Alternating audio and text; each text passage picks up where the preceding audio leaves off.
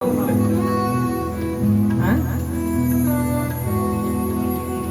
बहुत सेवा इन्होंने की उस समय, बहुत प्यार जीरकपुर ने दिया। सबके हम आभारी हैं।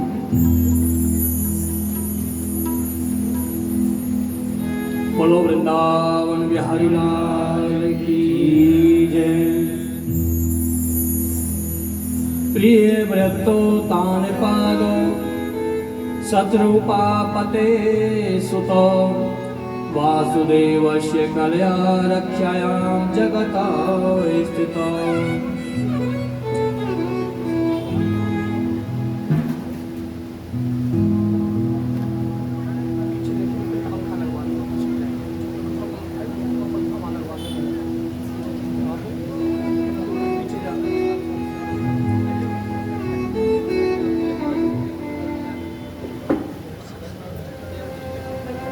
उत्तानपाद की बड़ी पत्नी को नाम है सुनीति और छोटी को नाम है सुरुचि। सुनीति के हुए ध्रुव, मैं थोड़ा सूक्ष्म में कह रहा हूं। ध्रुव को मौसी ने धक्का मारा, तुझे इनकी गोद में बैठना है तो मेरे गर्भ में आ, मेरे गर्भ के लिए तुझे तपस्या करनी पड़ेगी। सुनीति ने कहा बेटा तेरी मौसी ने बिल्कुल सही कहा, तेरे से गलत कुछ भी नहीं कहा। मैं भी कहती हूँ तू मन में जा, मन में तपस्या कर। भैया मैं छोटा सा कैसे तपस्या करूंगा। बेटा गुरु संत नारद को बना लेना। संत नारद को तुम गुरु बनाओगे तो भगवान के दर्शन करा देंगे। श्रेष्ठ गुरु जीवन में होना चाहिए। गा कहते हैं अंधकार को, रू कहते हैं प्रकाश को। हमारे हृदय से अज्ञान रूपी अंधकार को निकाल के जो ज्ञान का प्रकाश भरे उसी को गुरु कहते हैं। संत नारद जी को गुरु बना लेना, क्योंकि गुरु के बिना भव से पार नहीं हो सकते। गुरु बिन भव निधि तरहि न कोई, गुरु बिन भव निधि तरहि न कोई, गुरु बिन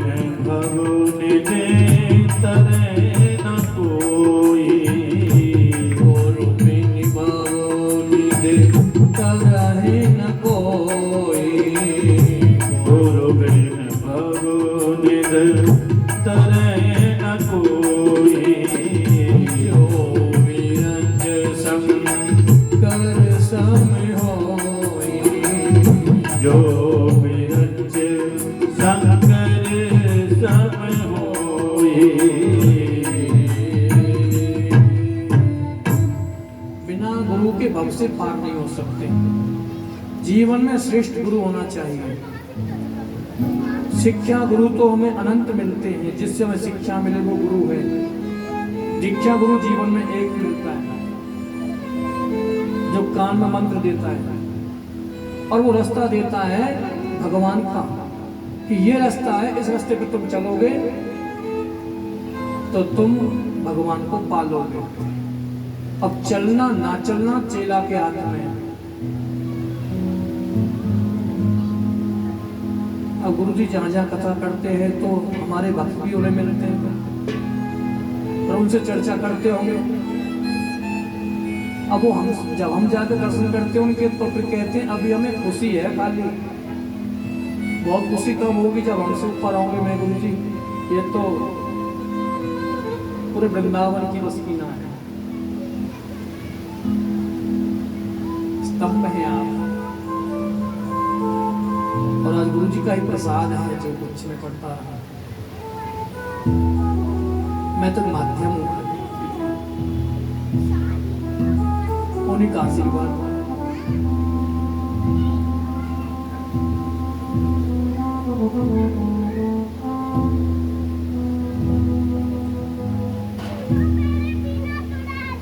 परमात्मा गुरु हो ऐसा सब कुछ है।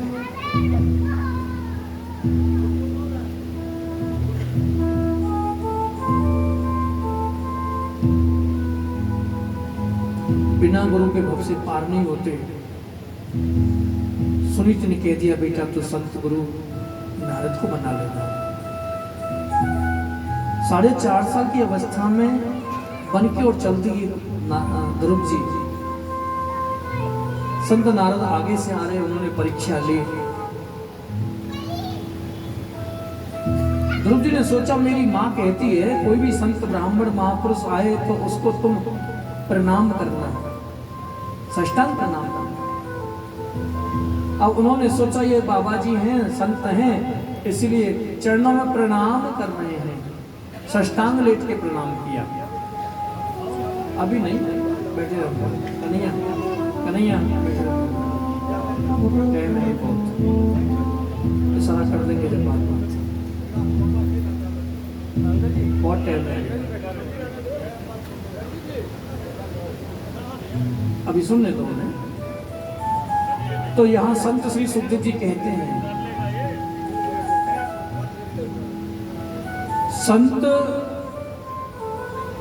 जान करके ध्रुव ने प्रणाम किया, ऐसा नहीं सोचा कि यही संत नारद है।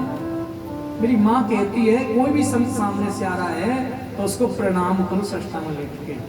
ध्यान रखना जीवन में, कोई भी संत सामने से आए, कोई भी ब्राह्मण सामने से आए तो प्रणाम करो शीश झुका के। और कोई भी मंदिर के सामने होकर तुम जा रहे हो उसको भी शीश झुका के, कितने भी तुम जल्दी में हो फिर भी शीश झुकाओ, ऐसे चलते चलते शीश झुका दो। अगर शीश नहीं झुकाया, ध्यान रखना मंदिर के सामने होकर जा रहे हो तो अपराध कमाया है। कोई भी ब्राह्मण, कोई भी संत सामने से आए तो उसको प्रणाम करो, प्रणाम करो उसे।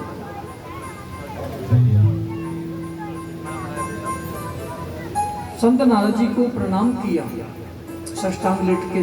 संत नारद जी ने सोची इसकी पहली सिद्धि पक्की है, जो साष्टांग लेट के प्रणाम कर रहा है, प्रणाम वो करेगा जिसने अपने मैं को मार लिया है। इसकी मां ने सुंदर शिक्षा दी होगी, सुंदर शिक्षा दी होगी। अच्छा बेटा कहाँ जा रहे हो?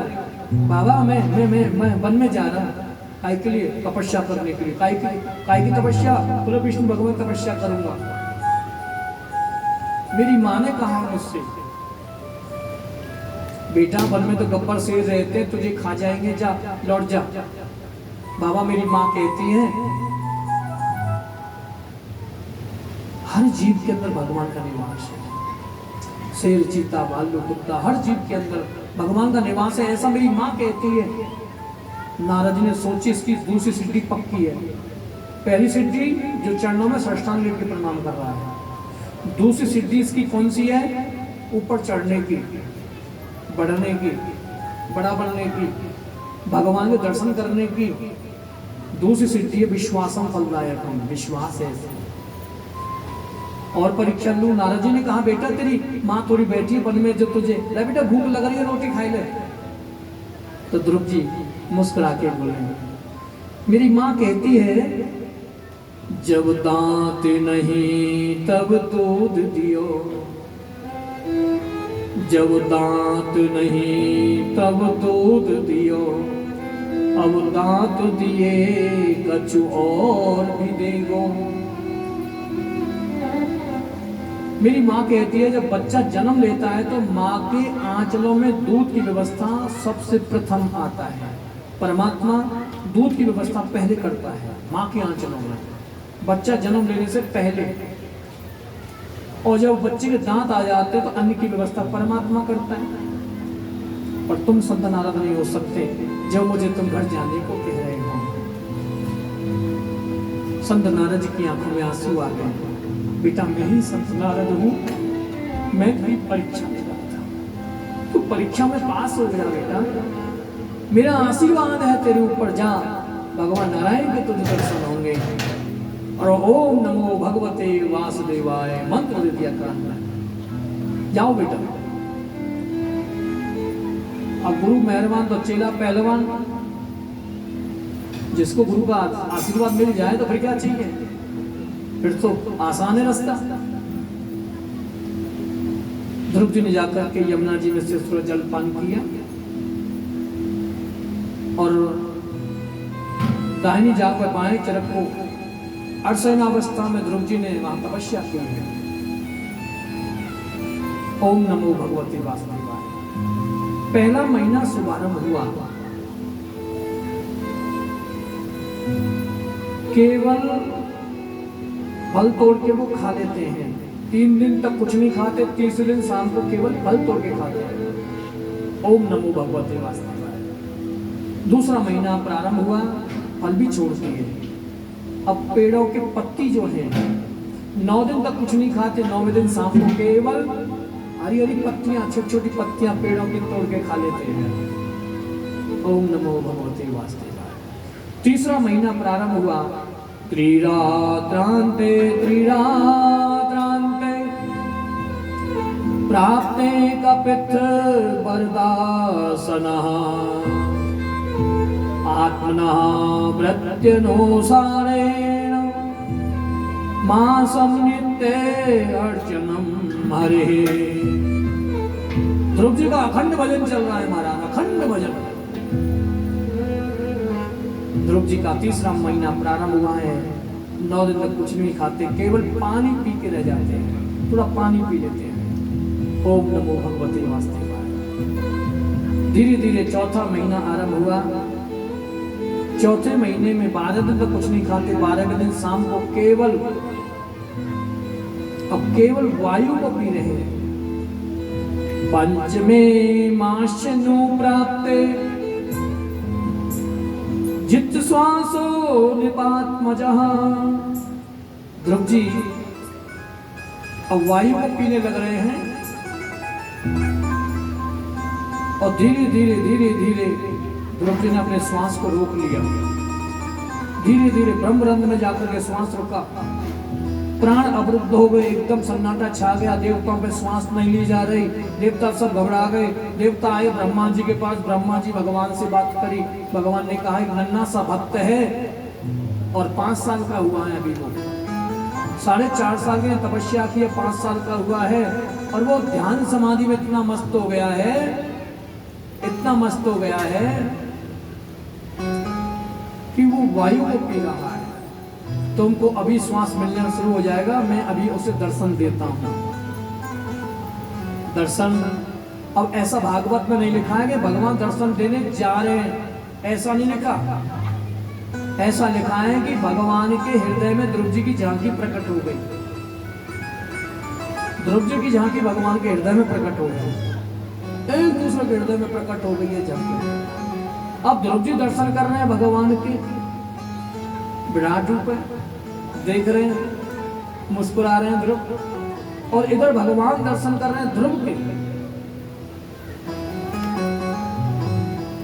ध्रुव बोलना चाहता है लेकिन सब भूल गया कि वो दर्शन देख रहा है, दर्शन कर रहा है।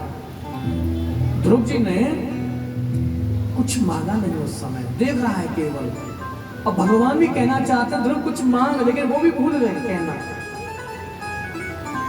वो भी दर्शन कर रहे हैं, मेरा नन्हा सा भक्त है, छोटा सा 5 साल का है। ऐसी तपस्या की इसने आके, कैसी तपस्या की है। वो भी दर्शन कर रहा है, वो भी दर्शन कर रहा है। आज मेरे गोविंद ने अपना शंख जो था ध्रुव जी गाल से लगा दिया यहाँ कनपटी में। ध्रुव जी ने हाथ जोड़ के कहा,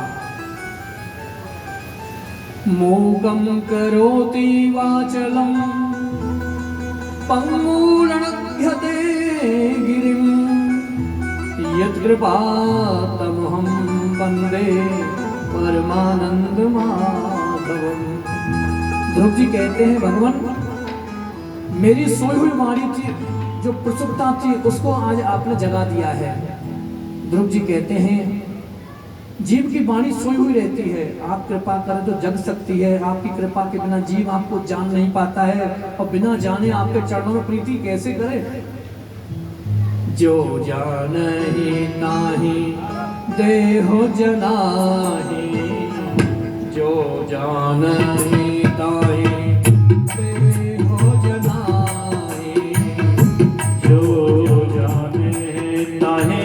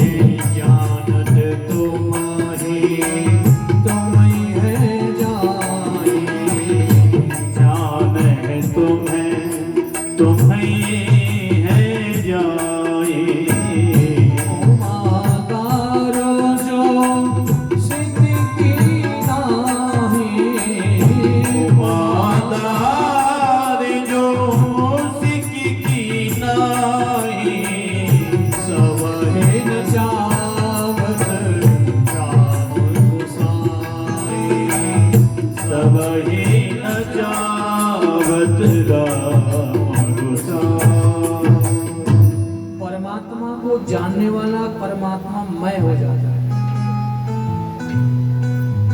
लाली मेरे लाल की जित देखूं तित लाल, और लाली देखकर मैं गई, मैं भी हो गई लाल।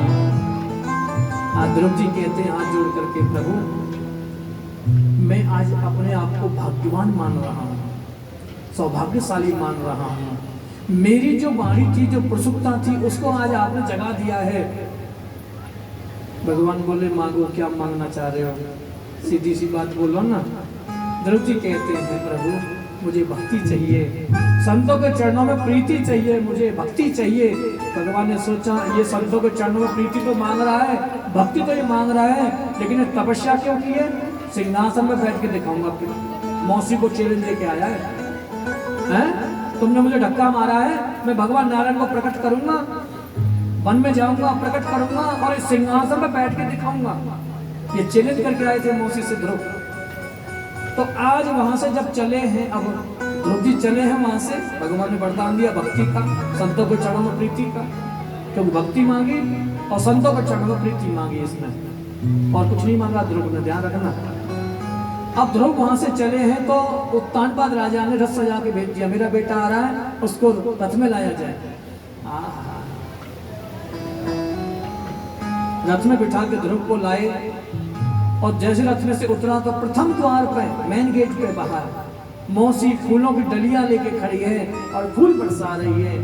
जा पर कृपा राम की होई, जा पर कृपा राम की होई, जा पर कृपा राम की होई, करे सब कोई, करे सब कोई।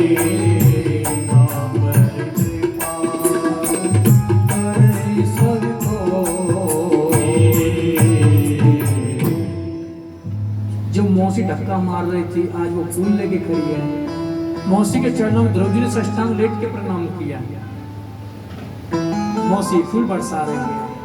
मौसी तो मुझे कट वचन नहीं बोलती तो मैं कभी वन में नहीं जाता। आज मुझे भगवान के दर्शन हुए हैं आपकी कट वचनों के द्वारा। संतों के कट वचन, ब्राह्मणों के कट वचन, गुरुजनों के कट वचन, और संसार में जो कट वचन बोले शिक्षा के लिए, वो तो समझो एक तरह से गुरु हैं, गुरु हैं। उनका बुरा नहीं मानना चाहिए, लेकिन ध्रुव जी ने उस समय बुरा माना, चैलेंज देके गए थे। लेकिन आज तुम मुझे कट वचन नहीं बोलती तो मैं कभी वन में नहीं जाता। आज मुझे भगवान नारायण के दर्शन हुए हैं, नारायण के दर्शन हुए हैं आपके कट वचनों के द्वारा। फिर अपने पूज्य पिताजी के चरणों में ध्रुव जी ने साष्टांग लेट के प्रणाम किया। पिताजी, तुम्हारा अनुराग, तुम्हारा प्रेम अगर मौसी के प्रति नहीं होता तो तुम मुझे वन में कभी नहीं जाने देते। आज मुझे भगवान के दर्शन हुए हैं। पर अपने पूज्य माता सुनीति के चरणों में ध्रुव जी प्रणाम करते रो पड़े हैं। माँ, आप जैसी माँ परमात्मा सब किसी को दे। आप जैसी माँ मिलना कम सौभाग्य की बात नहीं है। आपने जरा सा मेरा पक्षपात नहीं लिया। कहा बेटा जा, तेरी मौसी ने बिल्कुल सही कहा है, मैं भी कहती हूँ जा वन में भजन कर। तुमने मेरा पक्षपात नहीं लिया। आप जैसी माँ मिलना कम सौभाग्य की बात नहीं है। परमात्मा आप जैसी माँ तो सबको दे, सबको दे। उत्तानपाद राजा ने ध्रुव जी को राजगद्दी पर बिठाया, सीधे सुरुचि को लेकर के वन में चले गए। ध्रुव जी का बड़े हुए तो इनका विवाह भी हुआ। शिशुमार की पुत्री भ्रमि के साथ इनका विवाह हुआ। इन्होंने कल्प और वत्सर 2 पुत्रों को जन्म दिया। ध्रुव जी की दूसरी पत्नी है वायु की पुत्री इला के साथ इनका विवाह हुआ। इन्होंने उत्कल आदि पुत्रों को जन्म दिया। ध्रुव जी राज्य करते हैं। ध्रुव जी का जो भाई है, जो मौसी को छोड़ा है सुरुचि को, उसका नाम है उत्तम। उत्तम है, और उत्तम जो है बड़ा उद्दंडी था। उसने कुबेर का जो फुलवारी थी ना, वो उजाड़ने लगा उसे। जो रखवाली करने वाले थे यक्ष, उन्होंने मना किया, हमारे महाराज की घूमने वाली स्थली है, इसे मत उजाड़ो, इस फुलवारी को नष्ट मत करो, लेकिन नहीं माना। तो यक्षों ने उस उत्तम को मार दिया। भाई की मृत्यु का समाचार सुनकर के क्रोध किया। आज ध्रुव जी ने सेना तैयार कर ली युद्ध करने के लिए। ध्रुव जी के जो बाबा हैं स्वयं मनु महाराज, वो आए, बेटा ध्रुव जी बाबा, ये संत का लक्षण नहीं है जो तुम युद्ध करने जा रहे हो। बाबा, यक्षों ने हमारे भाई को उत्तम को मारा है, हम बदला लेंगे अपने भाई का। अरे बेटा, संत का स्वभाव पता कैसा होता है? एक बिच्छू इतना मोटा पानी में बह रहा था, जिंदा था। एक संत पानी भरने आए कमंडल में, और बिच्छू डूब रहा था जल में, जिंदा था। संत ने हाथ दिया जल में, और जैसे ही ऊपर निकाला हाथ में बिच्छू को, तो बिच्छू ने काट लिया। संत ने बाहर निकाल दिया, फिर बिच्छू पानी में घुस गया, फिर संत ने हाथ दिया, फिर बिच्छू ने काट दिया, फिर संत ने बाहर निकाला। बार बार संत उसे बाहर निकालते हैं और बार बार वो बिच्छू काट लेता है संत को। अब पंजाबी भाषा में कहते हैं लड़ गया, ब्रजभाषा में कहते हैं बिच्छू खाएगो। हाँ, खाएगो, बिच्छू खाएगो। और बिच्छू जिसको खाता है ना, उसको पूछ के देखिए, हमारे कन्हैया को खाया था बिच्छू, हैं? कितना दर्द होता है,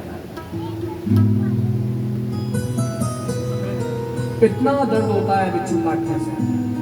लेकिन संत बार बार उसको बाहर निकालते हैं, बार बार वो पानी में जाता है, बार बार काटता है संत को। तो भक्तों ने कुछ ने देखा, अरे बाबा इसको डूब जाने दो, मर जाने दो, ये तुम बार बार इसको तुम बाहर निकालते हो, ये बार बार तुम्हें काट लेता है। देखो, तुम तो इसके साथ भला कर रहे हो, पर बार बार ये काटता है तुम्हें, खा जाता है बार बार तुम्हें, ये मर जाने, डूब जाने दो इसको। संत ने कहा, बेटा ये बताओ बिच्छू का स्वभाव कैसा होता है? बोले काटना, खाना। और संत का स्वभाव कैसा होना चाहिए? जो डूब रहा उसको बचाना। जब मैं बार बार उसको बाहर निकाल रहा हूँ बिच्छू को, बार बार वो काट रहा है, मुझे लड़ जाता है, तो ये बताओ मुझे, जब बिच्छू अपने स्वभाव को नहीं बदल रहा है तो मैं कैसे बदल दूं? तो स्वयं मनु महाराज बोले, बेटा ध्रुव, तुम भगवान के भक्त हो, तुम संत हो, दृष्टि संत हो तुम, और हर किसी जीव के अंदर भगवान का निवास है। बस इतना सा सत्संग सुनाया। उसी समय ध्रुव जी ने सेना को वापस किया, कोई युद्ध नहीं होगा, सेनापति को आज्ञा दी, अपने पुत्र उत्कल को राजगद्दी पर बिठा दिया, और सीधे बैराग्य आया, वन में चले गए भजन करने के लिए।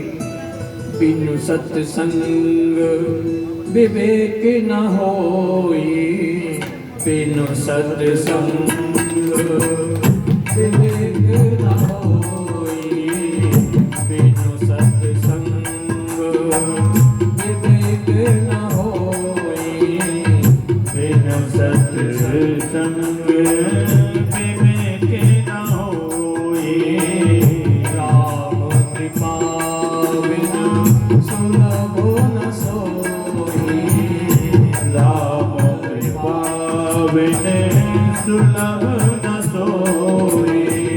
श्री राम जय राम, जय जय राम, श्री राम जय राम, जय जय राम। श्री राम जय राम, जय जय राम, श्री राम जय राम, जय जय राम। बिनु सत्संग विवेक ना होई। दर्शन करना अलग बात है, गुरु श्रेष्ठ मिले तो दर्शन हुए, लेकिन सत्संग सुना तो मृत्यु देवी पर विजय पाएंगे। जीव हत्याओं से रुक गए, क्योंकि यज्ञों को मारते तो अपराध हो जाता है। सत्संग वो चीज है। आज ध्रुव जी वन में चले गए, उत्कल को राजगद्दी पर बिठा करके और तपस्या करने लगे हैं। अंत समय आया तो भगवान के पार्षद आगे ले जाने, आओ भाई ध्रुव हमारे विमान में बैठो, पीले पीले वस्त्र पहन के।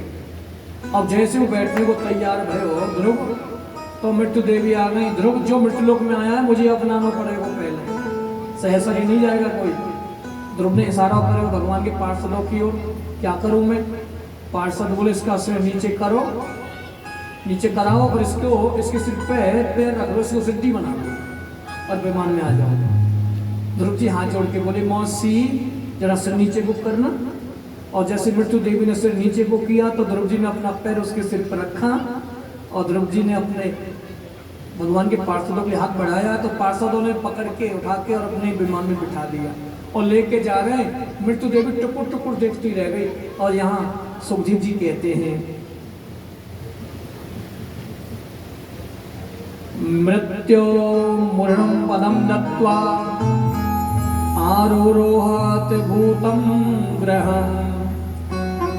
मृत्यु देवी के सिर पर रख करके चरण भगवान के पार्षदों के विमान में ध्रुव बैठे और गोविंद के धाम को चले गए। और आज उस ध्रुव को ध्रुव तारे के नाम से जानते हैं, ध्रुव लोक जिसे बोलते हैं। विज्ञान में पढ़ाया जाता है, हमने विज्ञान में पढ़ा था जब छोटे छोटे थे तो हम ये ध्रुव तारा क्या है आज पता चला है। ध्रुव कहां से आया है? ये तो संतों की देन, गुरु की देन है। किसकी? सत्संग की देन है। सुखदेव जी कहते हैं राजन, व्यक्ति की ममता 3 चीजों में ज्यादा होती है। वैसे कन्हैया ना सबको बुला लेते हैं धीरे धीरे। बलाजना में मॉडल देखे हमने। हाँ,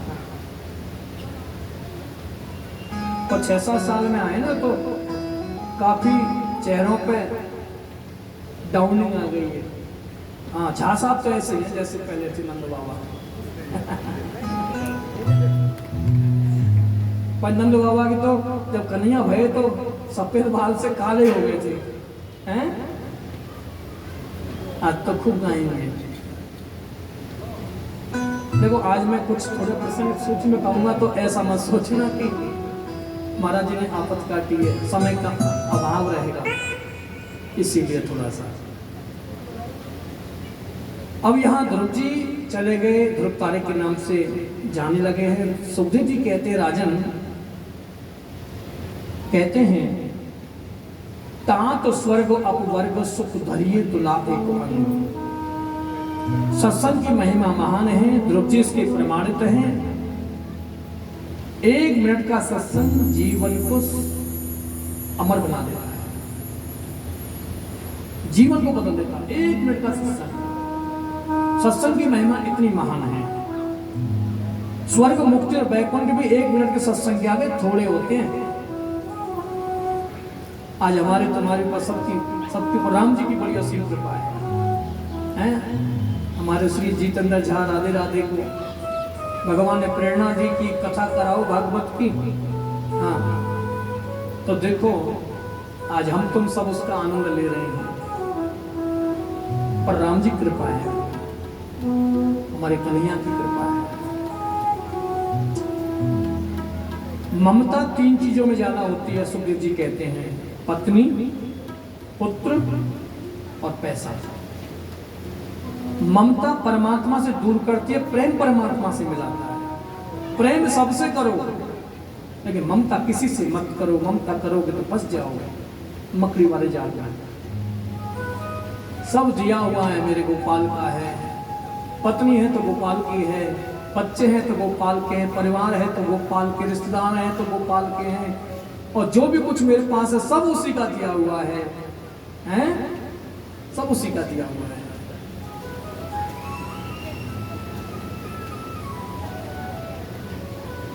ऐसा सोचेंगे, ऐसा करेंगे तभी ममता से दूर होंगे, नहीं होंगे नहीं।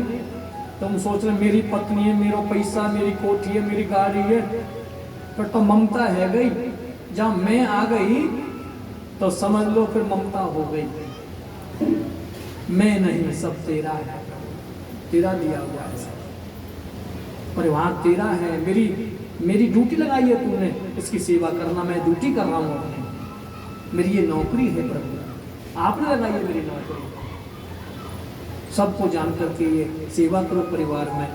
तो गीता में भगवान कहते हैं ना, कर्म ही पूजा है, तब तुम्हारी पूजा मानी जाएगी। और तुम अपना मान के परिवार की सेवा करोगे तो वो पूजा नहीं है, वो ममता है और दूर कर देगी परमात्मा से। इसीलिए ममता किसी से मत करो, प्रेम सबसे करो। ध्रुव जी इसके प्रमाणित हैं।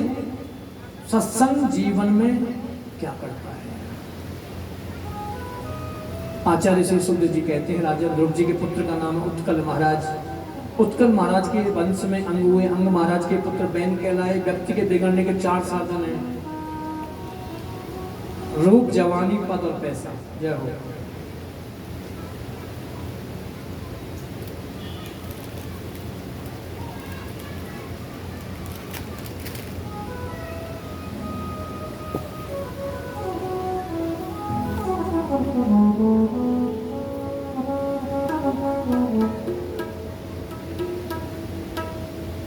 कहते हैं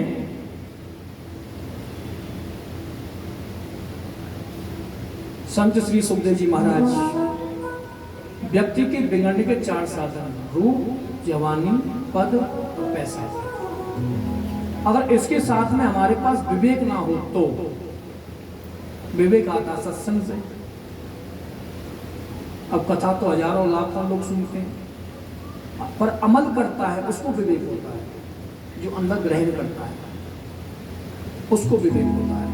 ठीक है, कथा सुनने का फल मिलेगा, इधर से सुना इधर से निकाल दिया, फल मिलेगा सुनने का। ऐसा नहीं फल नहीं मिलेगा, यहाँ बैठने का फल मिलेगा। हजारों लाखों भक्त बैठते हैं कथाओं में। टीवी में ऐसे करते ना, ऐसे करने वाले भी जब कैमरे वाला घूमता है ना, जब देखो तुम, और अनिरुद्ध की में ज्यादा देखो तुम ऐसे। अनिरुद्ध की कथा में बनावटी ज्यादा आते हैं लोग, और हमारे गुरु जी कथा में कभी आपको ऐसे करते नहीं देखे होंगे, क्योंकि वो भक्त आते हैं, बनावटी नहीं आते उसमें। जैसे मीडिया वाला घुमाता है कैमरा, है पीछे देखो ऐसे ऐसे, और खड़े हो जाओ मारा। हमें दिखनी चाहिए बस टीवी पे। जहाँ टीवी लग गई ना, कैमरा, लाइव कथा, आस्था, संस्कार, तो महाराज मैं वायदे साथ कहता हूँ ये जगह तो बहुत कम पड़ेगी, बहुत कम पड़ेगी। और फिर मोह बैठ गए थे पहले, रास्ता वहां मिला वो बैठ गए, यहाँ रास्ता वहां मिला, ये सब गिर जाएगा। कैमरे का बहुत बड़ा फर्क पड़ता है। कलयुग है ये, बनावटी भी भक्त बहुत आते हैं ना। लेकिन यहाँ मैं देख रहा हूँ केवल भक्त ही आ रहे हैं। जो जैसे हमारे गुरु जी कथा में भक्त आते हैं ना, खाली भक्त, ऐसे यहाँ भी मैं देख रहा हूँ आपका भाव, केवल भक्त ही आ रहे हैं। मैं आप सबको व्यासपीठ से बारंबार धन्यवाद करता हूँ ऐसी श्रेष्ठ भक्ति को। तो ये रूप, जवानी, पद और पैसा 4 चीज बिगाड़ती हैं। इनके साथ विवेक हो तो ये 4 चीज भी कुछ भी नहीं बिगाड़ती हमारा। कितना भी धन बढ़ जाए, कितने भी हम सुंदर हों, कोई भी हमको पद मिल जाए, अभिमान नहीं आ सकता।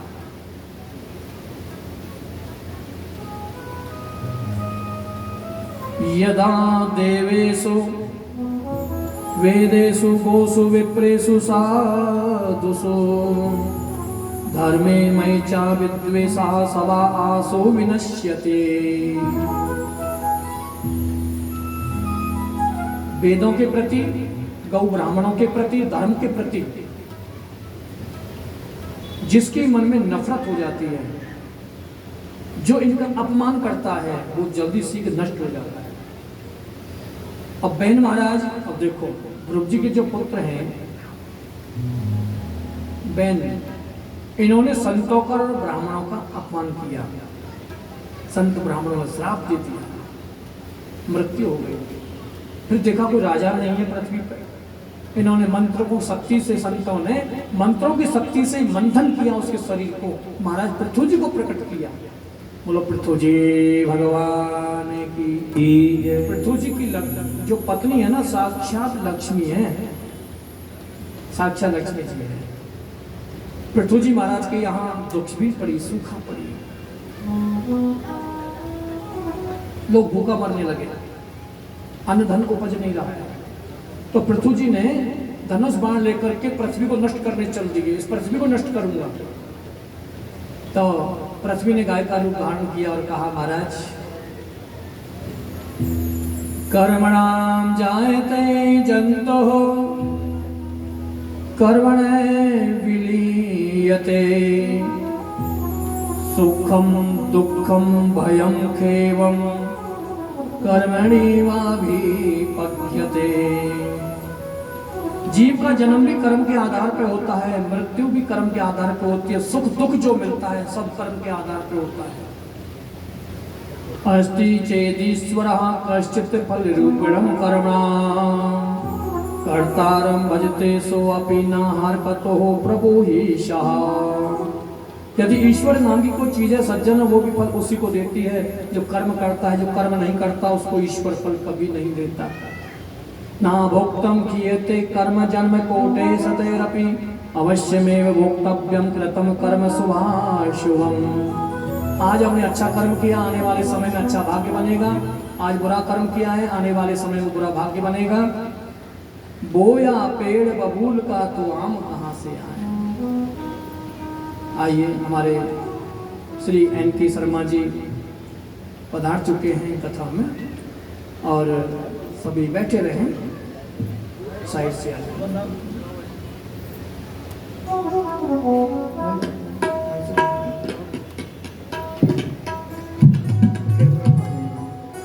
अब देखो, इनके तो हमने बहुत दर्शन किए पहले भी 21 कथाओं में। पीछे सर्वमंगल मांगने सोसाइटी में भी दर्शन करें और आज भी दर्शन कर रहे हैं। स्वागत है।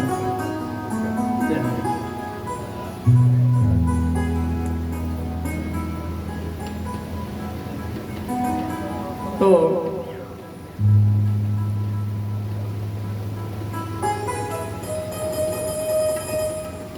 एक बार शर्मा जी के लिए जोर से ताली बजाता हूं। भगवान की असीम कृपा है इनके ऊपर, और बताऊं इनके पिताजी का आशीर्वाद बहुत है इनके ऊपर, और आप सब भक्तों का भी आशीर्वाद है, हैं?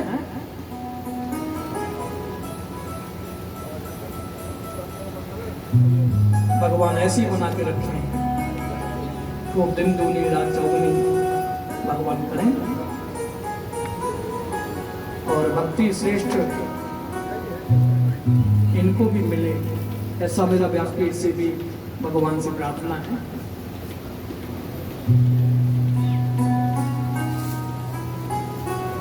कहते हैं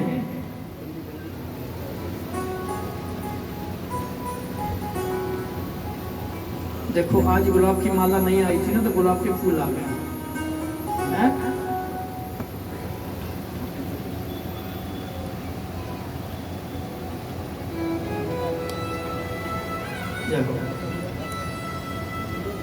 बोया पेड़ बबूल का तो आम कहाँ से आए। हम आंगन में बबूल का पेड़ बोते हैं और सोचे आम लगे, आम तो लगेंगे नहीं। क्या लगेंगे उस पर? कांटे लगेंगे। हमारे भी लगे, आने वाली पीढ़ियों में भी लगे। संत श्री सुखदेव जी कहते हैं, राजन, गाय माता ने कहा लोग कर्म नहीं करते, कर्म करेंगे तो फल मिलेगा, कर्म करेंगे तो फल मिलेगा।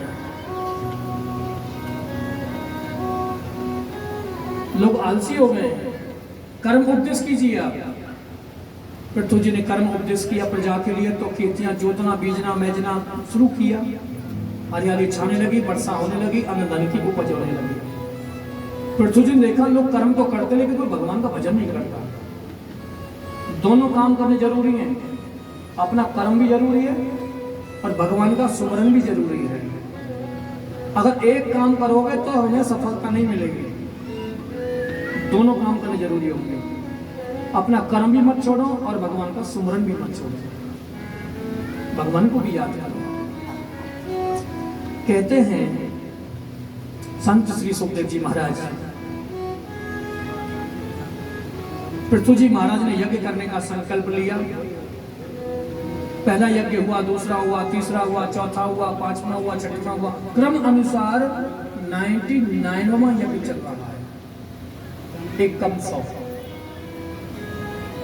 और जो 100 यज्ञ कर लेता है वो इंद्र बन जाता है। ध्यान रखना, जीवन में जो 100 यज्ञ कर लेता है वो इंद्र बन जाता है। फिर इंद्र उसमें व्यवधान डालता है। इंद्र आया और इंद्र ने उनका घोड़ा जो था ना यज्ञ का, उसको चुरा के ले गए। पृथ्वी जी ने देखा मुझे 100 यज्ञ नहीं करने हैं, क्यों? इंद्र को डर है कहीं मैं इंद्र ना बन जाऊं।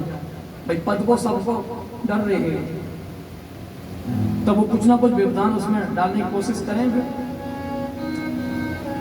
इंद्र घोड़ा चुरा के ले गया।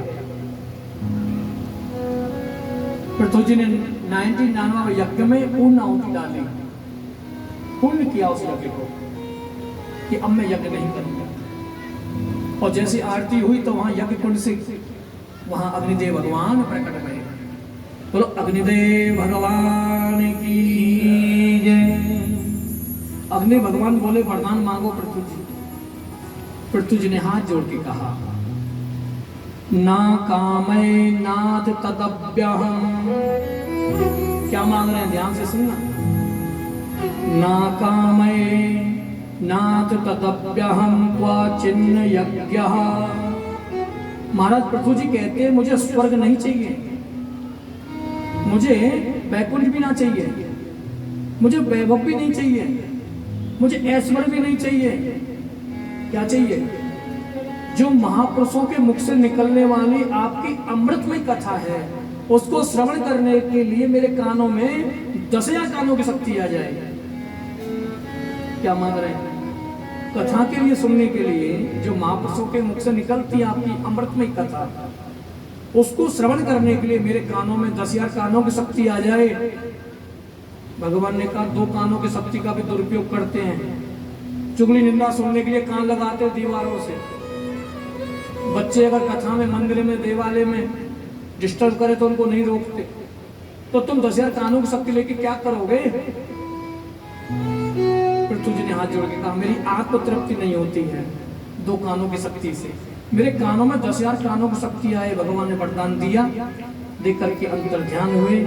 एक बार जोर से बोल लो राधे राधे। कहते हैं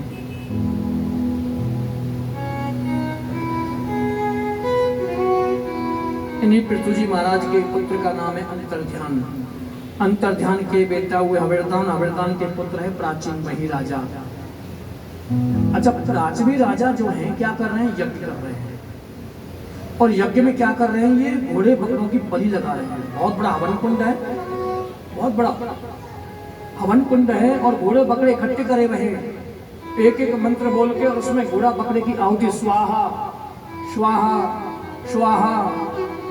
नारद जी आए, राजा ने पापी बहुत देखे, तेरे जैसे नहीं देखे। प्राचीन भी राजा बोला मैं तो वो कर रहा हूं जो वेद में लिखा है। बोले वेद में क्या लिखा है? बोले घोड़ा और बकरा, ये निश्चित लिखा है वेद में। घोड़ा बकरे से आगे क्या लिखा है? बोले आल वेद। तो नारद जी कहते हैं राजन, घोड़ा बकरा पता किससे कहते हैं? घोड़ा हमारा अभिमान रूपी घोड़ा है। हमारा जो अभिमान है उसी का नाम घोड़ा है। और हमारी जो ममता है, हम ममता दुनिया से बहुत करते हैं। हमारी ममता रूपी बकरा ये चल जाए। हम ममता बहुत करते हैं समाज से, पत्नी से, बच्चों से, परिवार से, रिश्तेदारों से ममता बहुत करते हैं। रोते हैं दुनिया वालों के लिए बहुत। हमारी ममता रूपी इस अग्नि में जल के भस्म हो जाए। हमारा अभिमान रूपी घोड़ा जल जाए। एक बार व्यास जी महाराज के पास भीड़ लगी भक्तों की। आपने 4 वेद 17 पुराण लिखे, 18वें भागवत लिखी। तो ये बताओ धर्म की परिभाषा क्या है? क्या परिक्रमा लगाना धर्म है? व्यास जी बोले बिल्कुल नहीं। क्या पेड़ पर उल्टो लटक के तपस्या करना धर्म है? व्यास जी बोले बिल्कुल नहीं। क्या 30 दिन में 30 व्रत करना धर्म है? व्यास जी बोले बिल्कुल नहीं। क्या अरबों खरबों पे दान करना धर्म है? व्यास जी बोले बिल्कुल नहीं। क्या 5 बार स्नान करना धर्म है? व्यास जी बोले बिल्कुल नहीं। पर धर्म क्या है? व्यास जी ने एक श्लोक में धर्म की परिभाषा कह डाली। श्रियोताम धर्म सर्वस्वम श्रुत्वा चैवाव्यधारिताम् आत्मना प्रतिकूलानि परेशान न समाचरेतः। व्यास जी ने कहा जो अपने लिए बात बुरी लगे दूसरों को कभी मत बोलो। जिसे हम नहीं खा सकते दूसरों को मत खिलाओ। जिसे हम स्वयं नहीं पहन सकते दूसरों को मत पहनाओ। हमारे द्वारा किसी को कष्ट ना पहुंचे वो ही यज्ञ है। हमारे द्वारा किसी को कष्ट नहीं होना चाहिए। अब हम जीवों की हत्या कर रहे हैं यज्ञ के बहाने, ये पाप है राजन। तुम ही पुरंजन हो। एक पुरंजन नाम का उपाख्यान भी संत नारद जी ने सुनाया प्राचीन राजा को। पहली घंटी बजती है, बालों पे बाल सफेद हो जाते हैं। भगवान कहते हैं बहुत अच्छे अच्छे तेल लगाए भैया, बहुत अच्छी अच्छी मांगे निकाली, अब बाल सफेद हो गए भैया, अब तो कम से कम भजन माला हाथ में ले लो, कथा में आ जाओ। ना ना ना, पैसा में वो ताकत है हमारे में।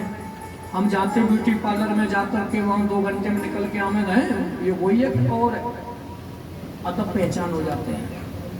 मना नहीं है, डाई लगवाना मना नहीं है। गोस्वामी तुलसीदास बाबा पहले लिख दिया रामायण में, कलयुग में बाल ही श्रृंगार हो जाएंगे। कलयुग में बाल ही श्रृंगार हो जाएंगे। तो श्रृंगार तो हो गए, आप देख रहे हैं सब आभूषणों की जरूरत नहीं रहेगी गले में, हार की, बाल ही श्रृंगार हो गए कलयुग में। लगवाओ, मना नहीं है, इसने विरोध नहीं किया है शास्त्रों में कि तुम डाई मत लगवाओ, खूब लगवाओ डाई, लेकिन ध्यान रखो पहली सिद्धि, पहली घंटी बज गई है, ऊपर जाने का समय आ गया है। फिर दूसरी घंटी, हमने माला हाथ में नहीं ली, ना भजन करे ना कथा में आए, फिर भगवान दूसरी घंटी बजाते हैं, चेतावनी देते हैं। दूसरी घंटी बजती है, हमारी आंखों पे, आंखों से हमें कम दिखने लग जाता है, धुंधला धुंधला। भगवान कह रहे दुनिया बहुत देख ली, अब तुम वो देखो काय के लिए जन्म लियो मनुष्य, भजन करने को। अब दुनिया देखना बंद कर दो, मैं तुम्हारी दृष्टि हटा दी है, कम कर दी है ना, पैसा में ताकत। चश्मा की भी जरूरत ना है महाराज, ऐसे ऐसे लेंस लग रहे। बहुत से तो अमेरिका लगवा के हम, हाँ, चश्मा की जरूरत ही ना, चश्मा की जरूरत नहीं है। भगवान कहते चश्मा लगवाना, लेंस लगवाना बुरी बात नहीं है, लेंस लगवाना बुरी बात नहीं है, लेकिन माला भजन ना करना बुरी बात है। दूसरी घंटी, दूसरी चेतावनी हमारी तुम्हारे लिए। तीसरी घंटी बजती है, नारद जी कहते हैं कानों पे, कानों से ऊंचा सुनना शुरू हो जाता है। भगवान कहते हैं दुनिया वालों की बात मत सुन, अब मेरी सुन केवल। मनुष्य जीवन क्यों दिया है तुझे, भजन कर। अब तीसरी घंटी बज गई, ना ना ना, बुढ़ापे में करेंगे भजन को। अच्छा सुनता देखो, हमने मशीन लगवा ली है, अच्छी बात है, भजन मशीन लगवाओ, पर माला भी हाथ में ले लो, हैं ना, बुढ़ापे में लेंगे माला हाथ में। चौथी घंटी बजती है, कहाँ ये दांत सब निकल के बाहर आ जाते हैं। भगवान कहते हैं बहुत अच्छे अच्छे माल खाए बनवा के, जो पसंद किया वही खाया, अब हल्का खाना शुरू कर दो, दूध दलिया खा लो। ना ना ना, पैसा में ताकत है। दुकान में गए तो दांत भी चढ़वाए लिए बढ़िया बढ़िया। भगवान कहते दांत लगवाना बुरी बात नहीं है, लेकिन भजन ना करना बुरी बात है। ना लेंगे माला हाथ में। पांचवी घंटी बजती है, सिलो घंटा, कमर नौर गई। पहले चलते सीना तान के, अब झुक के चलते हैं। अब तो मंदिर में आ जा, पूजा कर लो, पाठ कर लो, सुमरन कर लो, कथा। ना ना, पैसा में ताकत है। ऐसे ऐसे कैप्सूल हमें मारा, सीधी कमर है जाए, फिर तो सीधी घंटी बजे ऊपर जाने की। आया है सो जाएगा राजा रंग फकीर, कोई सिंहासन चढ़ चला, कोई बना जाए जंजीर। जो जैसा कर्म करता है उसकी मृत्यु वैसे ही होती है, वैसे उसे जाना होता है। तो नारद जी कहते हैं राजन तुम ही पुरंजन हो। देखो बाल तुम्हारे सफेद हो गए, आंखों से तुम्हें कम दिखता है, कानों से तुम बहरे हो गए, दांत तुम्हारे रहे नहीं, कमर तुम्हारी झुक गई है, और तुम घोड़े बकरों की आहुति लगा रहे हो। ये सब बदला लेंगे कि करके राजन, ये हत्या है, पाप है, पाप का पढ़ना नरक बोलना पड़ेगा तुम्हें। बस इतना सा सत्संग सुनाया नारद जी ने, बस उसकी समझ में आ गई, यज्ञ रोक दिया। देखो चाहे तुम यज्ञ के बहाने जीव हत्या करो, चाहे तुम काली के बहाने जीव हत्या करो। 5 मिनट अभी हमारे शर्मा जी आएंगे, अभी माइक में इतना समय कहाँ होता है इनके पास, तो हाजरी ठाकुर जी। राधे राधे से आग्रह कि पाक लेके शर्मा जी को सम्मानित करें और शर्मा जी मंच पर आए, व्यास जी से निवेदन की आशीर्वाद प्रदान करें।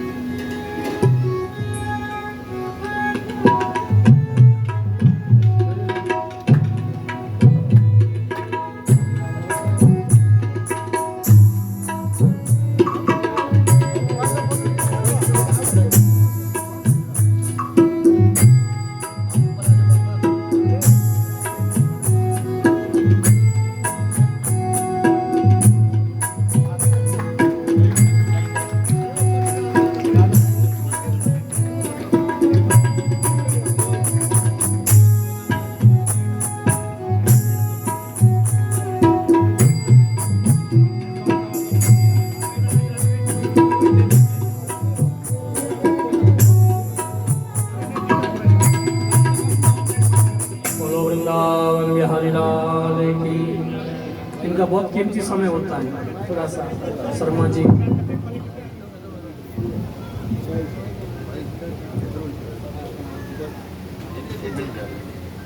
आज बहुत ही खुशी का दिन है। भगवान श्री कृष्ण जी की, प्रभु की, परमात्मा की कृपा है हम सब पर। हम स्वामी जी व्यास गद्दी पे विराजमान हैं, इनसे भागवत कथा का जो है सिमरन कर रहे हैं, सुन रहे हैं, और ये 7 दिन लगातार कथा ऐसे चलती। यहाँ पे कथा सुनने का, ज्ञान प्राप्त करने का तभी फायदा है अगर जो यहाँ पे व्यास गद्दी पे स्वामी जी हमें बता रहे हैं उसको हम अपनी ज़िंदगी में ग्रहण करते हैं, तो हम अपना जीवन जो है वो अच्छा बना सकते हैं, सार्थक बना सकते हैं, समाज में भी अच्छे बन सकते हैं और प्रभु की कृपा भी बनी रह सकती है। प्रभु अलग अलग सब रूपों में आए, हमें ज्ञान दिया, हमें उपदेश दिया। प्रभु राम जी के रूप में आए, उन्होंने हमें रिश्तों की अहमियत बताई कि राजा कैसा होना चाहिए, प्रजा कैसी होनी चाहिए, भाई कैसा होना चाहिए, बाप का क्या रोल होना चाहिए। तो ये सारी चीज़ें भाई भाई का रिश्ता में भरत जी और राम जी के रिश्ते से पता चलता है।